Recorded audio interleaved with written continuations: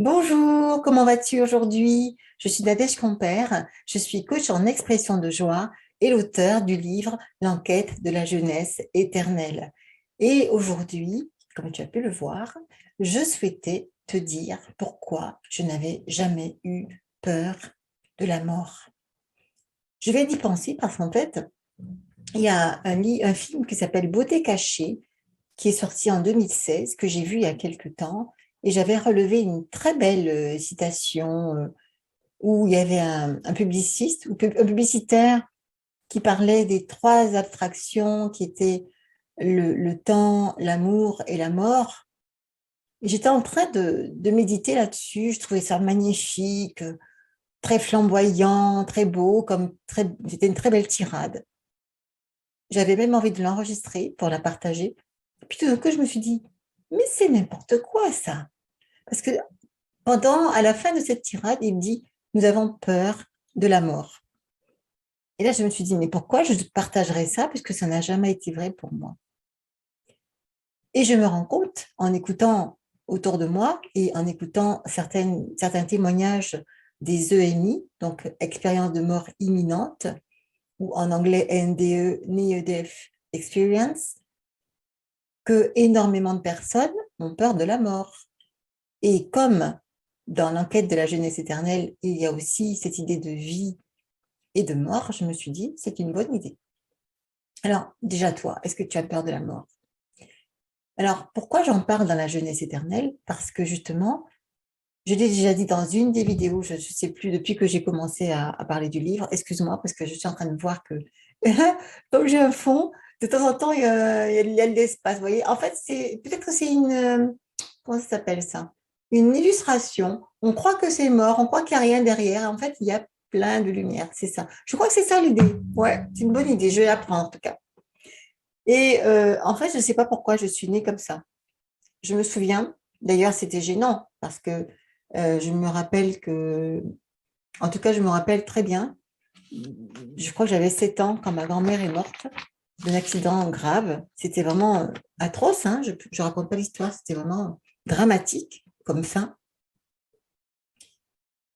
Et je me souviens que ma mère était très, très triste. Tout le monde pleurait. Je devais avoir dans les 7 ans, je pense, parce que j'étais déjà un peu bizarre. Alors maintenant, apparemment, peut-être que j'étais une enfant indigo, j'en sais rien, je sais pas. C'est pas fait exprès que je me sois habillée en bleu comme ça, pas du tout. Mais bref, je sentais cette lourdeur dans les émotions, et je ne comprenais pas en fait, en plus, parce que moi, je rêvais de partir de l'autre côté. Je sais pas, j'avais cette compréhension qu'ici, c'était l'enfer, en fait. Ça ressemble à un enfer, non, sous certains aspects. Et en fait, je disais, mais les gens qui partent, ce sont des gens bien heureux, ce sont des gens qui vont sortir de cette situation terrestre avec la dualité, la lourdeur. Je ne parlais pas comme ça, bien sûr, à l'époque, mais je sentais que c'était pas quelque chose de triste, en fait. Voilà. J'avais envie de rigoler, j'avais envie de faire la fête, et j'ai toujours essayé de perturber un peu les gens, de ramener un petit peu les émotions un peu plus positives autour de moi, en tout cas à l'époque. Au début, quand j'étais pas encore tout à fait formatée à la tristesse, etc., j'essayais de faire ça. Et effectivement, depuis quelques temps, je me suis remise à écouter des témoignages de MI, de NDE, etc. Et je vous ai raconté dans le livre une expérience que j'ai vécue qui ressemble beaucoup à ça au niveau des émotions. Et, euh, Et c'est ce que j'ai ressenti. J'ai toujours ressenti qu'au-delà de notre terre, au-delà de notre vie, il y avait quelque chose de bien plus beau, de bien plus lumineux, de bien plus joyeux, etc. Et effectivement, je parle aussi beaucoup, beaucoup de gestion du stress, des émotions. Et si la plupart des gens ont peur de la mort, ont peur de la maladie, etc., bien sûr que c'est un stress énorme dont ils n'ont même pas conscience. C'est comme s'il y avait une fuite énergétique, en fait, quelque part dans leur corps, dans leur esprit, dans leur âme, qui faisait qu'ils n'étaient pas branchés à la source de vie. Et donc voilà, je ne vous donne pas, je vous raconte pas mon expérience, parce que j'ai envie que vous achetiez le livre, que vous le lisiez, que ça vous inspire. Mais surtout, en fait, ce que j'essaie de faire avec ces vidéos, c'est que j'essaie de compléter ce que je n'ai pas dit. Parce qu'il y a des choses que je n'ai pas dites, parce que je me suis dit, bon, ça va durer encore combien de temps? 400 pages, comme l'autre livre, là. Et puis, en plus, on m'a dit que les livres, en général, c'était moins de 100 pages. Donc là, je vous ai donné pas mal d'éléments de réflexion, de pratique. Après, bien sûr, j'en ai laissé. Donc, si un jour on se voit pour pratiquer, mais pratiquer, c'est différent de lire, hein, forcément. On parlera de tout ça, parce qu'on va remettre en place tout ce qui concerne le corps, tout ce qui concerne les émotions, le mental et la vie spirituelle aussi, parce que c'est ça qui est le système complet de connexion à notre être réel, notre être véritable, qui fait qu'on se connecte à la source de vie. Et voilà. Et tout ce qui fait qu'on se déconnecte à la source de vie nous enlève notre énergie. Et vous savez, comme j'adorais les films héroïques avec antiques, vous voyez, avec des personnages, des héros comme ça. Et je me rappelle, je crois que c'est La Force des Titans. Il y a un épisode comme ça où il y a une femme, une reine, je crois, qui est jeune, encore jeune et belle. Et à un moment donné, je ne sais plus, il y a le dieu de la mort peut-être qui arrive et qui la touche et il lui aspire son énergie vitale comme ça. Et elle devient toute ridée, toute fripée, toute sèche. Elle devient laide, et non pas laide, elle devient vieille, pardon, et elle meurt tout de suite aussi. C'était intéressant parce que, enfin, c'est intéressant.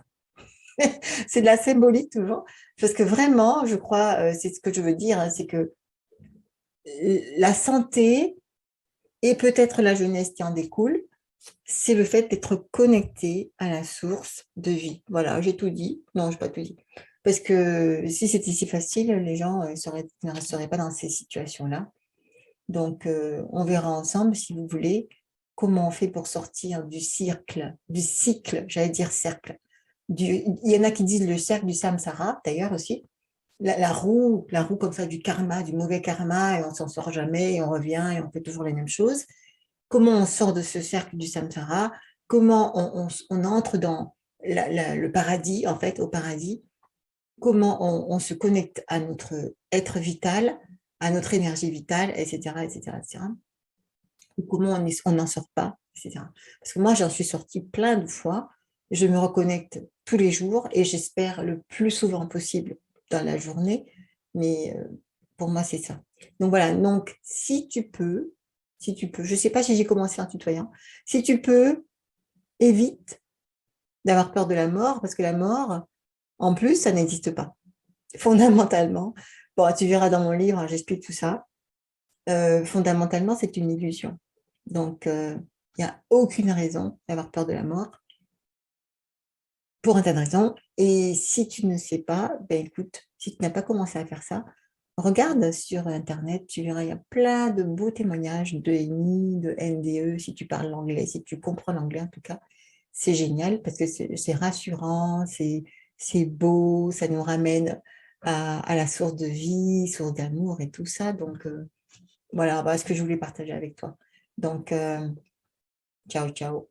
La vie est belle et si on voit la vie comme ça, elle devient toujours plus belle.